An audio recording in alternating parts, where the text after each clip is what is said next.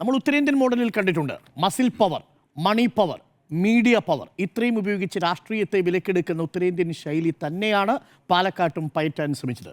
കാലങ്ങളായിട്ടുള്ള ശ്രമമാണ്. Lies, damn lies, statistics എന്നൊരു പ്രയോഗമുണ്ട്.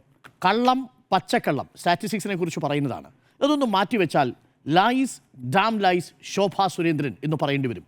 ഇന്നത്തെ ബൈറ്റുകൾ അത്രമേൽ ഒരു മാധ്യമപ്രവർത്തകൻ എന്ന നിലയിൽ കണ്ടുകൊണ്ടിരിക്കുന്ന സമയത്ത് നമുക്ക് ചളുപ്പുണ്ടാക്കിയ കാര്യമാണ്. ചില ബൈറ്റുകൾ വരുന്ന സമയത്ത് നമുക്ക് ചളുപ്പുണ്ടല്ലോ, എന്താ ഇങ്ങനെ എന്ന് നമുക്ക് തോന്നുന്ന രീതിയിൽ ചളുപ്പുണ്ടാക്കിയതാണ്. മുഖത്ത് നോക്കി കള്ളം പറയാൻ ഒരറപ്പുമില്ലാത്ത മനുഷ്യരെ കാണുന്നുണ്ടെങ്കിൽ അത് ഇന്നത്തെ ബൈറ്റിൽ ശോഭാ സുരേന്ദ്രൻ പറഞ്ഞത് കേൾക്കണം. എത്ര കൃത്യമായിട്ടാണ് അവർ പറഞ്ഞു വയ്ക്കുന്നതിനെ ദൃശ്യം ആ നിമിഷം തന്നെ പൊളിച്ചെടുക്കുന്നുണ്ട്. എൻ്റെ നിഴലാണെന്നാണ് പറയുന്നത്. നിഴലിനെ നമ്മൾ പുറത്തു വിട്ടു.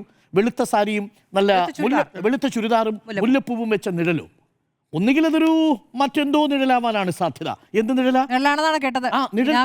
അതെ, നിഴലാണ്, ആർത്ഥത്തിലൊരു നിഴലാണ്. പക്ഷെ നോക്കൂ, വെളുത്ത ചുരിദാറിട്ട മുല്ലപ്പൂ വെച്ചൊരു നിഴൽ എൻ്റെ ജീവിതത്തിൽ ആദ്യമായിട്ടാണ് ഞാൻ കാണുന്നത്. സാധാരണ യക്ഷി പ്രേത കഥകളിലൊക്കെ നമ്മൾ കണ്ടിട്ടുണ്ട് ഇങ്ങനെ മുല്ലപ്പൂവൊക്കെ വെച്ച് രൂപങ്ങൾ, അല്ലേ?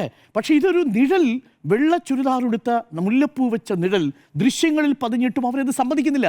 എന്നിട്ട് ആ ദൃശ്യമുണ്ട് എന്നുള്ളത് മനസ്സിലാക്കാതെ പോയിട്ട് വാർത്താ സമ്മേളനത്തിൽ പോയി പൂർണ്ണമായിട്ടും പൊളിഞ്ഞു നിൽക്കുന്ന ശോഭാ സുരേന്ദ്രനെയല്ലേ നമ്മൾ കണ്ടത്. എന്നിട്ടും അവർ ആവർത്തിച്ച് ചോദിക്കുക, ആ ദൃശ്യങ്ങൾ പുറത്തുവിടൂ.